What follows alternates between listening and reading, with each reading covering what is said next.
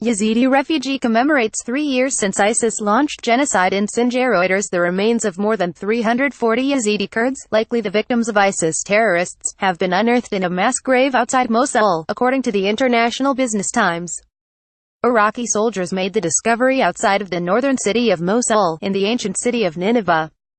The mass grave contains the bodies of 340 people and is located in alBaaj town, which was under control of ISIS terrorists, said Iraqi Brigadier General Mohammed al-Shimari. The discovery was made as Iraq continued securing the area after its army and allies regained Mosul, the country's second-largest city, and the surrounding region from ISIS in July after 8 months of savage fighting. The grave, containing men, women, and children, is believed to date from 2014 after the Muslim terror group took control of the region in June of that year. Yazidis visit cemetery to commemorate ISIS genocide. Reuters. The Yazidis are a religious minority group within the larger Kurdish population.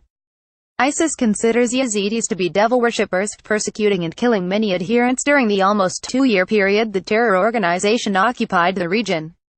According to some estimates, almost 10,000 Yazidis were killed or kidnapped during this period, says IBT.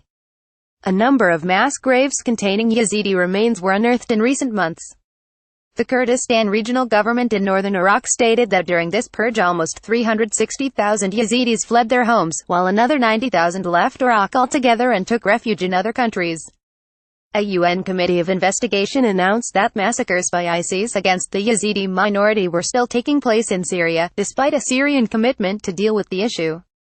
Thousands of Yazidi men are missing while thousands of women suffer from harsh violence and rape on a daily basis, said the organization's statement, according to a report by Reuters. Iraqi Prime Minister Haider al-Abadi formally declared victory over ISIS in Mosul on July 10.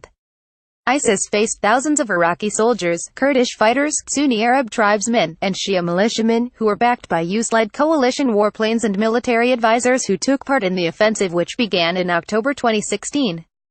Iraq and its allies encountered fierce resistance from ISIS, including snipers, suicide bombers, and shelling. When Mosul was finally retaken, much of its densely built-up old city was destroyed as a result of intense fighting. In 2014, ISIS massacred Yazidis in Sinjar, forcing tens of thousands of them to flee, and capturing thousands of girls and women as spoils of war. The UN warned that the group appeared to be committing genocide against the Yazidis, but last year a UN Commission of Inquiry (COI) report entitled "They Came to Destroy ISIS Crimes Against the Yazidis" was more conclusive.